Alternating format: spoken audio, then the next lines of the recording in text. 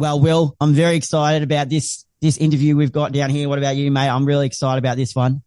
I'm also very excited. It's good to have another guest lined up for the show. Yes, obviously, I just pre-recorded the intro and the socials have been going off about this guest. And why wouldn't they when in the podcast game you see him, his personality? It's Nick Butler. How are you, mate? Boys, up the guts. Thank you for having me on. Sorry I can't be down in the studio with you.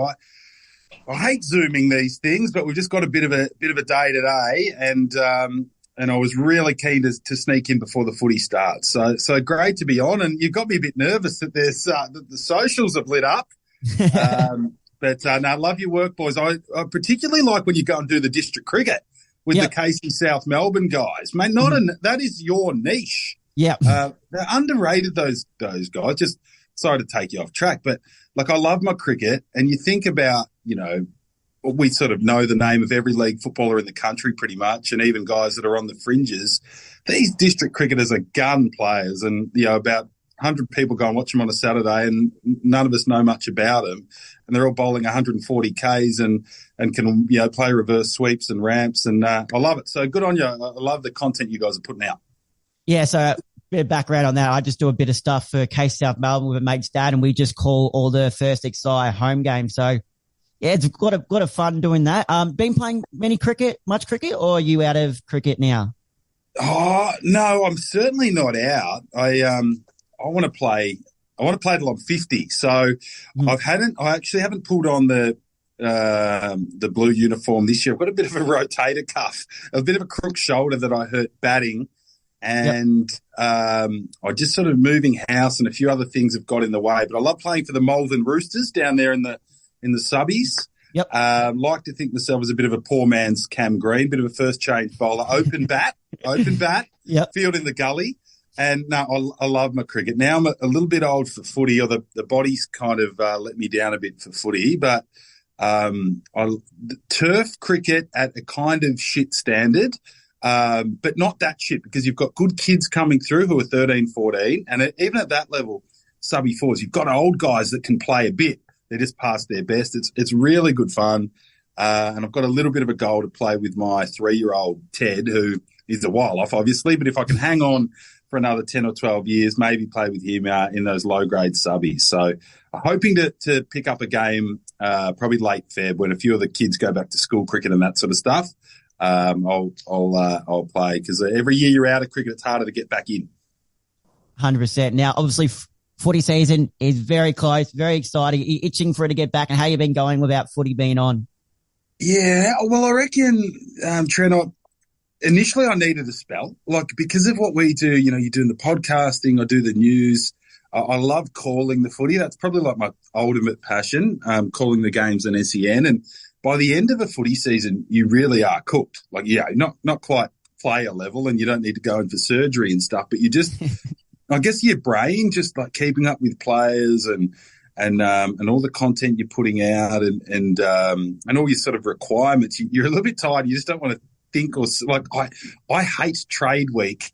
Not because of the idea of it, but it just comes straight after the footy season when you just need a little bit of a spell, and you're keen to maybe have a look at the races and cricket, and then the trade week comes and you've got to do all these crosses and keep up with it. So I needed a little break, and now I'm just getting the juices flowing again. I don't know, there's a little autumny smell in the air, and you start to think, hey, trial games aren't far away. And I've sort of got the mind of a player, even though I can't play and couldn't play, but that it isn't far away. And you look at the training standards get pretty heavy, and you start to think, hey, if a guy does a hammy now, he might miss round one. So every training session's serious and every story's serious. So, mate, to answer your question, I'm starting to get pretty pumped. I'm getting excited for it.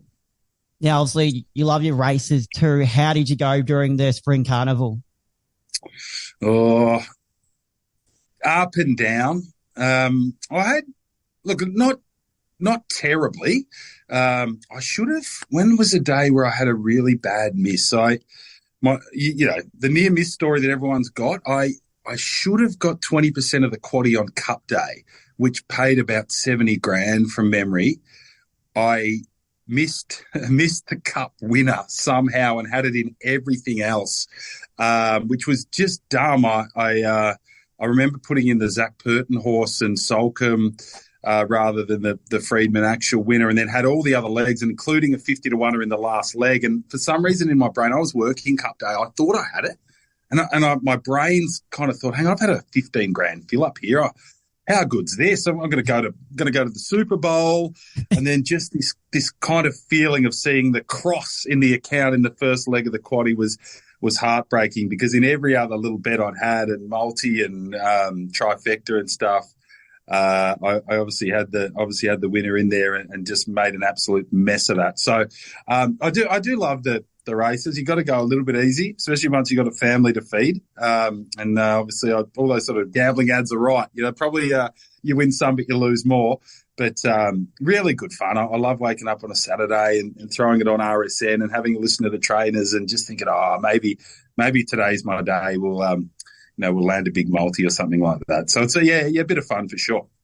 Yeah, well, funny enough, this year, so we're from the southeast suburbs more, and Cranbourne Cup was actually on my birthday weekend. So we both went out to the Cranny Cup. Now I want Will to tell this story from his perspective, hearing this. Will, can you explain to Nick and the listeners out there about the mishap I thought I had when I thought I backed? Was it 2 or 3 in a row? Because it was pretty funny. Oh, that's right. Yes. So we were sitting there. What race do you reckon it was? About race 5? Yeah. I just backed the winning prior. Would have been. So I think I had a win in the first 2. Mm-hmm. And then Trent follows it up and he has a win in race 3 and 4. Get to race 5. He's pretty confident now. And he was going around asking people if they wanted tips and stuff like that. Yeah, he walked. Horses come down the straight. His horse looked like in front, like it won on the line. Goes to a photo. You have a look at the big screen, and it's lost by the hair of a nose. After his runner up and down, celebrating in front of everyone, asking all the spectators if they want some punting tips. Had to be there. It was so funny. And it lost on the line. I couldn't believe we both thought, because Will looked at me and goes, "Oh, he hasn't done it, has he? I'm not going to hear the end of this." And I'm like, I've done it. But lost on the line. Photo finish. Oh yeah, mate. It's a heartbreaking game. It's a little bit like golf, I reckon. Like you have way more bad than good when you're into your races, but the good keeps you coming back. Like I often say to people, they go, "Why would you bother, losing your $50 on a Saturday or whatever it is?" And you normally do, let's be honest. Okay. And I said, the feeling of missing out when your mates all have a winner or back 3 in a row or something like that is way worse than actually occasionally doing a bit of your pocket money yourself. I hate that feeling when your mates are all jumping around. You go, I sat out of this one. So yeah, it is, it can be a dangerous game and a heartbreaking game, but it's a bit of fun. And in my job, you get to cover it a little bit and go and have a chat to the trainers and have a close look at the horses. And the actual sport of it is pretty cool when you get away from just the punting side. So, in its right measure, racing's fun. And that Cranbourne course is a ripper down there, and Pakenham for that matter. I reckon they're beauties. So I might come with you next Cranbourne Cup. I'll be involved. Definitely lock it in. You got the invite. Lock it in. It'll be a big day, that one. Now, what I want to do also talk about was what's your first memories of football? Who did you barrack for growing up, and who were some of your idols and inspirations of people you used to watch on TV or go and watch live if you got to many games? Yeah, good question. I was mad Carlton. Like I was Carlton to the point where I reckon to the age of 9 or 10, I used to, if I didn't cry, I'd almost cry when they lost. I was just so invested. I'd go with Dad a fair bit, catch the train and the tram. I lived in Ivanhoe, Heidelberg sort of area, so you sort of catch a train into the city. And back then they still played it. When I was growing up, they still played at Princes Park, Icon Park. So, I was at the G a lot. I even remember going down to Geelong to watch the Blues. So mad Blues supporter, love Stephen Kernahan. This is way before your time, but there was a game I can remember back in 1993. So I'm about 10 years old. You can look at the highlights on YouTube. Round 2 against Essendon. Cracking game, high scoring, 30-degree day at the MCG. Stephen Kernahan kicked 7 goals playing on Dustin Fletcher and a few others, just dominated. Paul Salmon at the other end. And long story short, Kernahan kept the Blues in it single-handedly, takes a mark on the siren, only 35 metres out, scores a level and kicks it out of bounds on the full. And I still, it was unbelievable that it just went straight right, like a slice in golf. That day, I was just in shock that my hero could shank a ball that badly. And I remember having the sobs and, asking my dad, why can't there be extra time? It's just wrong. But Big Sticks, he was a champion. The next week against Hawthorn, he kicked the winning goal with about 30 seconds to go. So he bounced back. But that was the memory of absolute heartbreak, seeing your hero drag your team back in. I reckon he kicked 3 goals in the last quarter, taking pack marks, but then fluffed it on the final siren. So that's one I'll never forget. I was at the 95 grand final, the last one the Blues won, and was just I was into everything. Back then, there's no Instagram or Twitter or anything like that. They used to send out a paper called the Blues News, which effectively now would be like a Blues fan site, which just had articles and features on the players. I used to wait for that to come in the mail. I was right into it. I was a nuffy. But then weirdly, and this is going to, upset a lot of your listeners, I actually don't support the Blues now, which my family hates me for. Just to cut to it, I had such a great time running around in the Geelong Twos for 3 years. And they actually kind of got me back on track in my life a bit. I was a little bit lost, and all I really wanted to be was a league footballer, and it wasn't quite happening for me. And they sort of said, look, just play in our seconds and go and start your journalism and see how you go. And that gave me a little bit of confidence and a bit of structure in my life. And I'm sort of so thankful that I barrack for the Cats now. But my parents can't believe it. They call me a turncoat. Yeah, obviously you mentioned playing for the Geelong Twos. Handy football yourself, how close were you to making it? Probably a tough question sometimes maybe to answer, but if you know what I mean. No, look, pretty close. I went into the rookie draft in my under 18 year, so I played at the Northern Knights.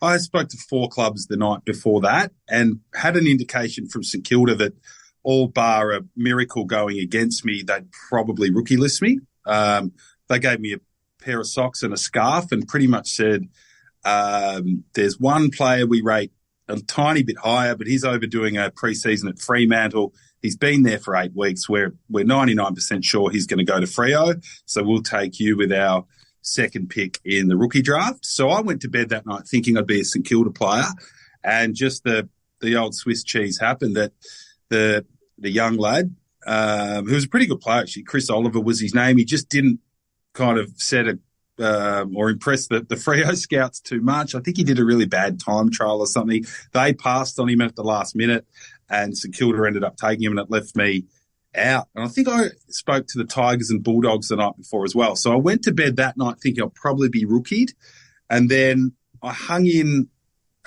pretty hard for the next few years, but just had injury after injury. So I had a really good 2002 in the VFL for what was then Coburg Tigers. Played about 15 games in a row and was starting to go really well. Played a really good game on the MCG in a curtain raiser between the Tigers and Geelong, and there was a bit of talk, Nick's one of the better ruckmen outside the AFL. So the buzz started again that we'll rookie list him at the end of the year. And then I got the old dreaded osteitis pubis, and that kind of held me up. And then from there, I just couldn't stay on the park. So it was, I wasn't going to be a superstar. I think in my mind it would have been probably good enough to play anywhere, maybe between 10 and 50 games, like a fringe player. But in my heart of hearts, I kind of know I was good enough. And when you're playing in the VFL and the SANFL and you're playing quite well against listed players, it gives you that confidence. But I just didn't really have the body to kick the door in. I think if you miss as an under 18, you've got to go and have a big year in the VFL or the SANFL, like make a team of the year or play 20 games and go really well in a final series. And I sort of would play 10 or 12 and get injured or do something good and then snap an ankle ligament. So, yeah, not really that resilient footy body. So it still upsets me a little bit, but it's just the way it is. It probably makes you a little bit hungry really make a good go of this career now, because it's all I wanted to do till I was about 25 years of age. I refused to get a job until the door had fully shut. And it was actually Stevie Johnson of the Cats who said, "Butts, you're going to have to get a job, mate, aren't you? Like, how long can you just be running around on the sup list for the Cats hoping to get a call?" And Stevie gave me the little push, and I went down to Win News in Gippsland. Win News Terrelgan was my first job, and that was 25. So until I was still having to go at it when I was 25 years of age. Yep. And then obviously you mentioned that, and then going into journalism now, was it something that maybe in school that you really liked to do? You liked writing and all that type of stuff? Or was it just I just want to stay in sport? No, I reckon it's the former. I loved my writing. Weirdly, like I'm a bit older than you guys. So when I finished school 20 odd years ago, everyone just got pushed into sort of like law or commerce or these really conservative degrees. I think I did like a business degree, but as you say, all I loved was writing. Like I always felt like in my own way I was the best writer in the class, and I wasn't the best at anything else in academia. Like I was pretty shit at maths, and would just get by in the other subjects. I was all right, but writing I always felt like, especially creative writing, I'd look around and go, I reckon I can write. Even in like year 6 and 7, I sort of felt like I could write the best story in the class, and I loved it. So that passion was always there, but school didn't push me there. So I went and did these like really boring degrees and didn't really enjoy anything other than footy until footy kind of ended for me and worked out, you're not going to be a league footballer and you're not going to win a Brownlow. And then found journalism late and thought, how good's this? It's kind of writing, talking and footy all in one. And it was actually I had a back injury when I was playing in the SANFL, which had me out for like 10 or 12 weeks. And one of the radio stations, because back then all the games were on the radio, they said, "Do you want to come and do special comments?" I said, yeah, I'll have a go. This sounds good. So I did a bit of research and, I think it was like North Adelaide, Central District, something like that. Really geared myself up to have a go. And that was my first go at like a footy media. And I thought I got a similar buzz out of that to playing. And that was the first time in my life I thought, hang on, I've got a passion here. Because I know my mum and dad were really worried. They're like, what is this guy going to do? All he loves is footy and a bit of cricket and a bet on Saturday. Like, they're worried what I was going to do for a real job. They couldn't imagine me in an office. And maybe having that back injury in the SANFL and doing the radio that day on a winter's day, 20 odd years ago, opened it up. Because then I worked out that you can write and talk and have your opinions on games, and that's your job. So that's sort of how it happened. And then I went and did a little degree at RMIT, did a journalism degree just to work out some nuts and bolts, and quickly got down to Win News, Win TV in Gippsland, and that was awesome. They just threw you in. You're covering the local sport, like I was doing the footy and cricket, but also floods and fires and stabbings and God knows what else was going on. Yeah, sort of had to. Even the Prime Minister came once, and I had to interview him, and just learnt a little bit of TV really quickly, and was away from there. So getting the first job at Win was a bit of a game changer for me. Was there? You spoke about. Sorry, I was just going to say, you spoke about how obviously you didn't get the first job until you were 25. Do you wish that you sort of got into that field a little bit earlier, or are you happy that you got into the field when you did? Nah, mate, I reckon, I'm actually sleep well at night knowing that I gave footy everything. And to be honest, I might have been a little bit unlucky that when I was coming through, once you were 23, you couldn't be rookie. So it was really hard to get picked up. Like now there's 25-year-olds getting picked up all the time. Yeah. Out of state league footy. That was really old. Like back then, if you weren't on the list at 21, 22, you were pretty much gone, and you couldn't be rookie listed after 23. So I just remember thinking, I'll hate myself if I'm sitting in a bar when I'm 40 and I'm boring people going, well, I could have done this and I couldn't have done that, but I went and got a job and didn't give it a go. At least now I know when you ask me that question, I go, was I good enough? In my heart of hearts, I probably reckon I was good enough to play a few games, maybe be given a shot on a list. Didn't happen, but at least I said, hey, I gave it everything. And in the end, I was like, right, you finish your uni now. You can't really survive on part-time jobs anymore, or being a being a Geelong seconds player on $500 a game and a little sign on. So now it's time to get a job. And I just, after that, got a job and enjoyed my local footy. And I still feel like I got to have the local footy experience too, because I probably played till I was 32 in the Amos. So no, to answer your question, and I'm a little bit lucky that I was able to go back and live at home for a while, and I wasn't having to pay rent because I came back to Melbourne. If I was having to pay rent, I was able to go back to mum and dad's and just give footy another go for a year or two, which allowed me to do it. But no, I don't regret it. Maybe a year or two further in your media, but I reckon I've been able to catch up pretty quick. So, I reckon I made the right call. Nice. Was there an interview or a story that really stood out to you and you're like, was a breakout type of moment for you? It was a pinch yourself type of moment that you've got your hands on this and you're able to produce this news story? Well, I can tell you one that I missed, which was a real learning experience. So just when I was coming through, I'd come back from Win TV. I had the year, and then I got a job at 3AW. Back then, 3AW was king. Rex Hunt was calling the footy. It was the biggest and best station. And they just sort of gave me a role where you'll do a bit of producing, a bit of boundary riding on the footy. I think they used me on the tennis. It was a bit of a dog's body role, but it was a media job in Melbourne. So I took it, and I got to work on Sports Today with Dwayne and Jared. But I hadn't really broken a story before. I didn't really know the craft of journalism, or even know that I really wanted to be a newsbreaker. And to be honest, I'm not really. I'm not really your Mitch Cleary type. But when a big story comes your way, it's kind of your job to break it. So I was at the races of all places, and I ran into Kevin Sheedy's son, Sam Sheedy, who I knew through around the tracks, a little bit younger than me, but I knew of him. And he'd had a beer or two, and we're having a chat. And he tells me, he goes, "Oh, have you heard my news?" And I go, No, what's your news? He goes, "My dad's going to make a comeback. He's going to coach GWS." And I'm like, wow, okay, that's big. I haven't read that, haven't heard that before. And then he goes, "Don't tell anyone, by the way." And I'm like, okay, mate, no, I won't. And I'm a bit of a man of my word. I'm like, I better not tell anyone. But I'm thinking, that's huge. No, everyone thinks Kevin Sheedy's just retired and will never coach again. And there was all this buzz back then about who's going to be the first coach of GWS. So it'd be like a front page story now, would go viral, right? And I've got this information, and it's not like from a bloke down at the pub.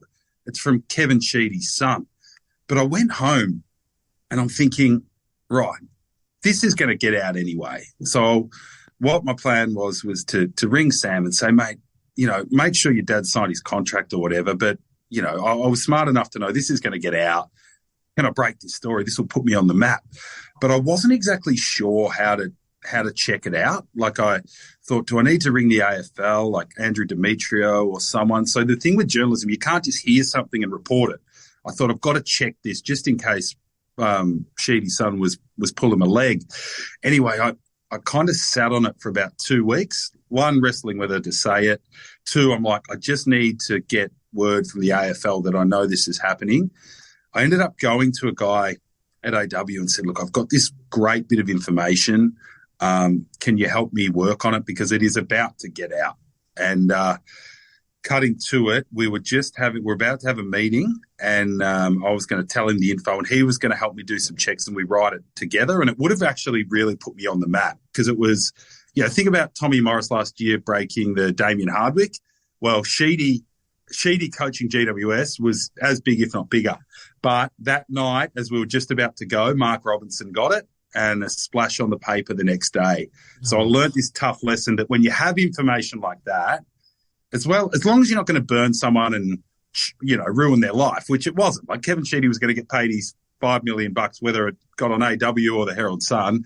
Yeah. But I just worked out that they quickly do break. And then I thought, right, it's time now to learn some craft of journalism, get a few contacts. The next time that one happens and you get this great info, and no one's really going to get hurt, and it's a big story, you've got to be able to ring some people and break it. Because that was a bad feeling. Like, that was a gift. That hit me on the chest, and I was just a little bit immature to know what to do with it. And there was no Twitter back then. It was going to break on the 3AW website. That made me think, hey, this is a pretty cool game, though. Like, there's a bit of adrenaline involved. And too long after I broke a pretty cool story, actually, about the St Kilda player Stephen Baker. Missed a final because he dropped a bowling ball on his foot, mucking round. And I got wind of it through a connection saying Bakes has broken his foot and he's going to miss. And the club was denying it and said, no, it's not true. It's not true. And I had the details. And in the end, I rang and said, hey, look, you can lie to me if you want, but I know Stephen Baker's got a broken foot. He's not going to play this week. He's not going to play for a while. And it wasn't a training incident. He dropped a bowling ball on his foot. And the club said, oh, where'd you get it? I said, I can't tell you. And then broke that. Baker versus bowling ball was the headline. And it got around, and then the club conceded, Stevie was being a bit silly. And that was kind of the first little story I broke. And remember Ross Stevenson from AW from the breakfast show, like big star, like shook my hand and said, mate, that's great. You got some traction and got a little bit of a buzz out of that. So, that was probably the first one where just to have something that no one else has and made me think, there's a bit of adrenaline there. It's a little bit like being involved with your sport. But I'm not so much of a news breaker now. I sort of love the players too much to want to go through their garbage. I kind of have too much respect for what they're doing. So I like kind of telling the positive stories now or maybe the new contracts or someone's going to move around, stuff like that. But I don't like digging into their lives too much. It makes me feel a bit awkward. Yeah, 100%. Now, also, what a lot of people would know you particularly from 200 Plus Podcasts. How did you get the contact from, Dill to contact you, talk about it? And were you always, when you got the contact, were you just like, yeah, this is me?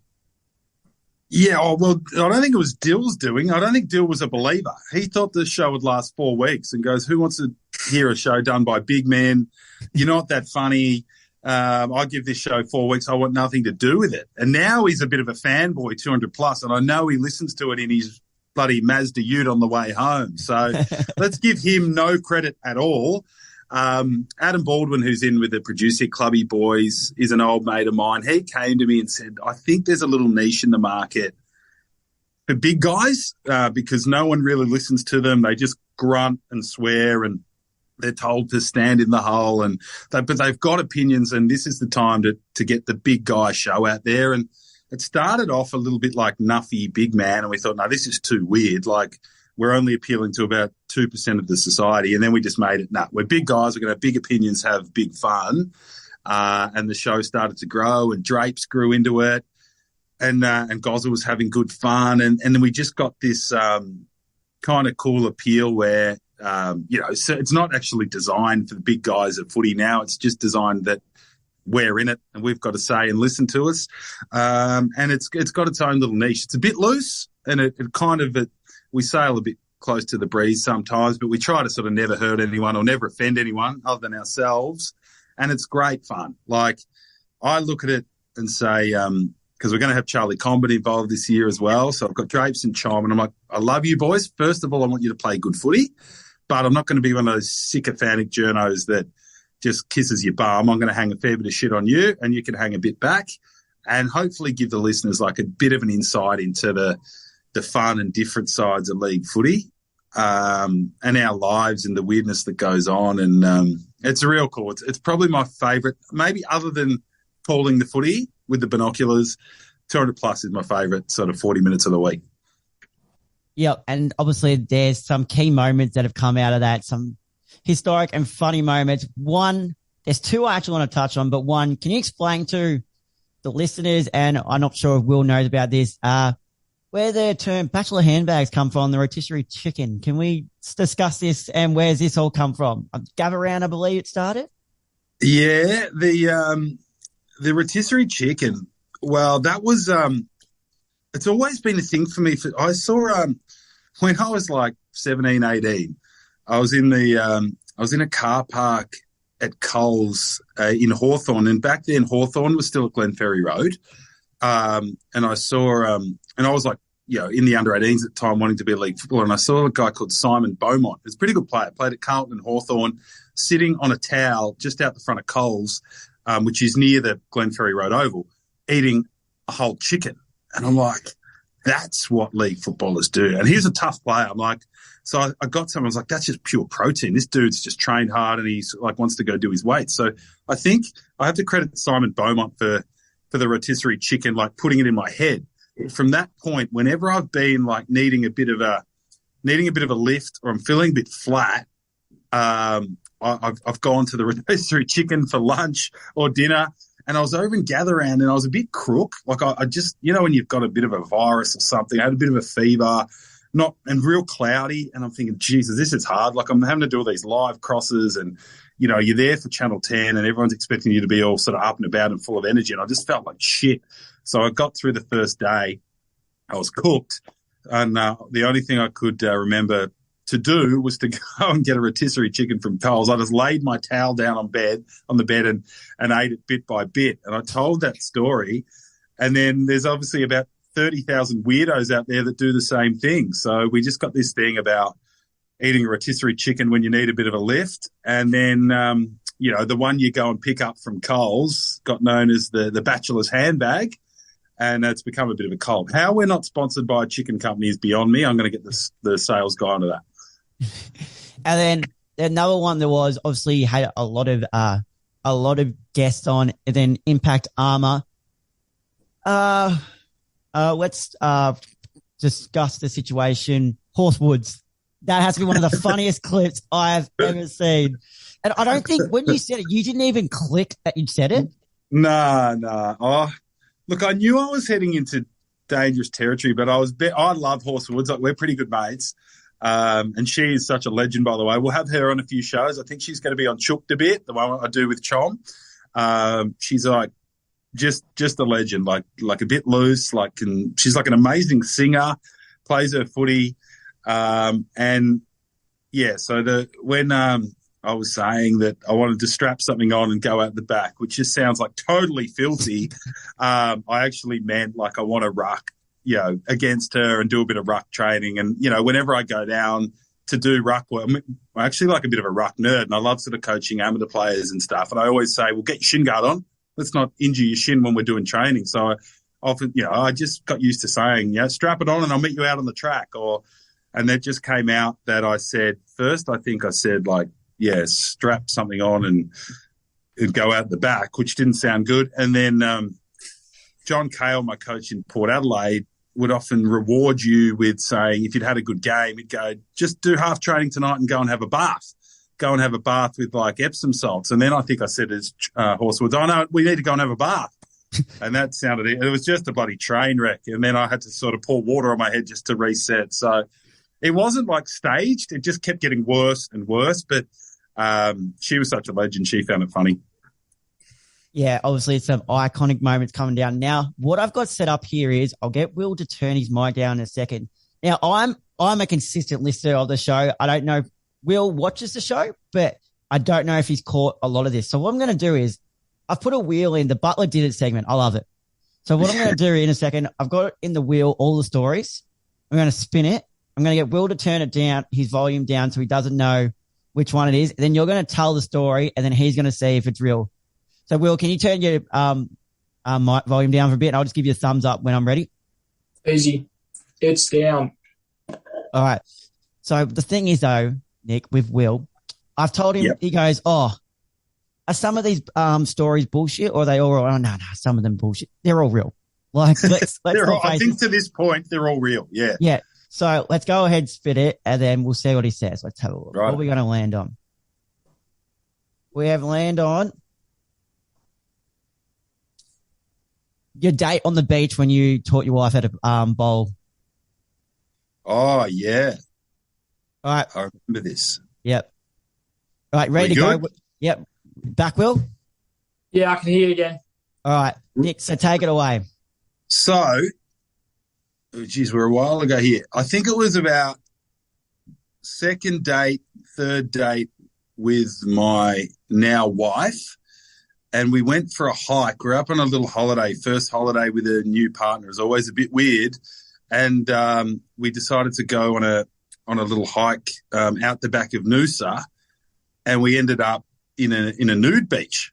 And I'm like, wow, there's dicks and and boobs everywhere. I'm like, this is a little bit awkward, but it was a lovely beach. I was like, kind of pristine beach with nice little waves, and it was a beautiful day. And I'm like, well, what do we do here? And she's like, oh, well, I'm into it if you are. So next minute, my wife sort of got the gear out, and she's starkers, and I thought, well, okay, I better remove the budgie smugglers as well. And I'm strutting around with my tackle out at the nude beach with all these like nudo freaks, and I had a tennis ball in my bag, and I think I was a bit sort of, well, are we just going to keep looking at each other's sort of genitalia for the next 2 hours, or I need to do something? So we had a bit of a swim, and I said, oh, do you play cricket? She goes, no, I've never played cricket. And I said, oh, well, I love my cricket, I'm really into it. And she goes, oh, well, I'll play with you. So I had a bit of a bowl, and she sort of thrown the ball back. And I'm like, oh, well, you're throwing, for one, you can't do that. And I decided to give her sort of like a bowling tutorial as we're like rubbing ourselves against each other on the nude beach, and ended up having like almost like a net session on the nude beach, Starkers at Alexandra Bay, Noosa. Doesn't get any weirder than that. And I married her. Yeah. So, Will, is he talking shit, or did this happen, do you reckon? I think he's talking shit purely for the fact that at the start he said it was like their second or third date. But 100% true. That is 100% true. Was there any awkwardness there, or? Mate, horrendous awkwardness. But I think, all right, so let's say it was third date, all right? I reckon we'd had maybe a coffee, gone out for tea,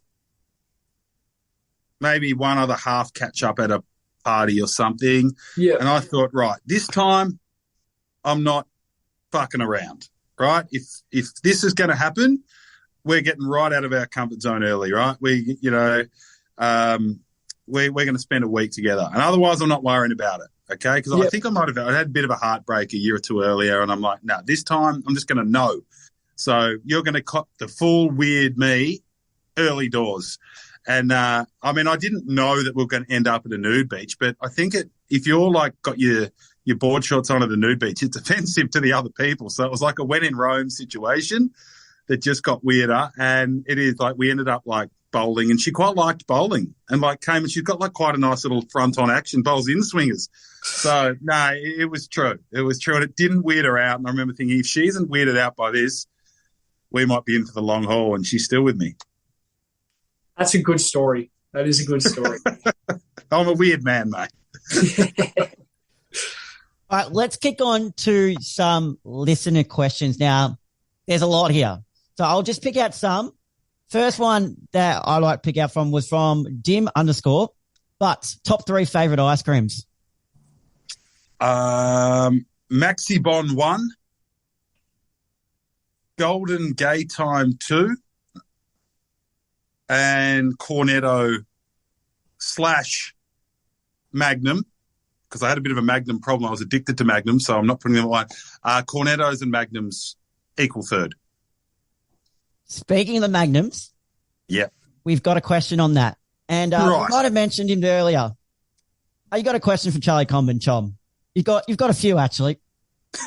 First one is, how many Magnums can you consume in one sitting?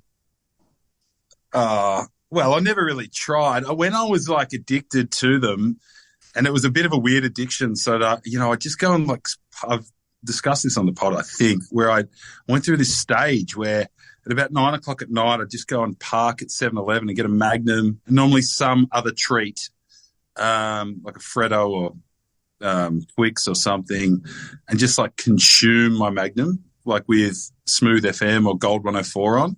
And I was doing it like 4 or 5 times a week. So there's a lot of like sugar and shit going into your system just before bed. So, I'm sure I've done 2 or 3 in a day before in the bad days when I had an addiction, but I've got off the Magnums a bit. I'm sort of a special occasion Magnum man because I was getting fat as a house. He follows it up with, do you want to be Charlie Comben? I was Charlie Comben. So, no, I've seen what Charlie is and I've come out the other side. And the last one I'm going to do from him, and this is You can tell a bit of backstory if you want to this one, but he just says, is it true you have a chode?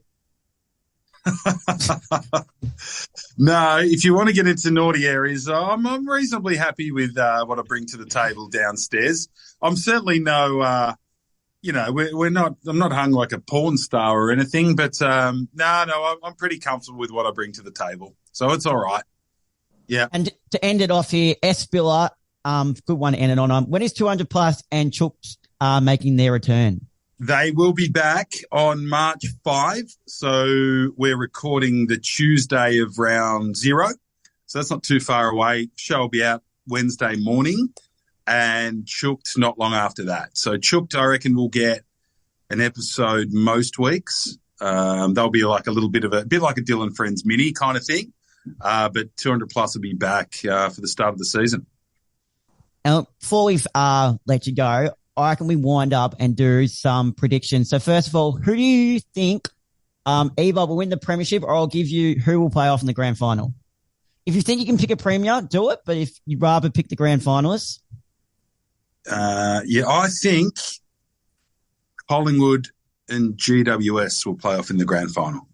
Mm-hmm. Would you have a Norm Smith medal for that game if that was to be played? Toby Green. And kick 4. Yeah. Kick 4. Jeez, he's an unreal player. I love watching Toby Green. Yeah. Brownlow. It's a good one. I mean, Dacos is your obvious, but I'll go for a bit of value. I think, who have I heard that's fit? Bontempelli. I think it's finally his year, and I am hearing that he is hungry and in pretty good nick, and he is a good enough player to win a Brownlow, but I reckon the window's shutting slowly, so next year or two. So I'll say the Bont to win the Brownlow. And being a journalist, I don't know how well you'll be able to answer this, but the last question I'm going to put out was, what do you think the biggest news-breaking story may come out of this season? Oh, that's a good one. Real Mitch Cleary job. Let's see. They're normally coaches getting sacked, aren't they? So, I mean, I think the coaches over in the West are under the pump a little bit, but that wouldn't be huge news. Big breaking story.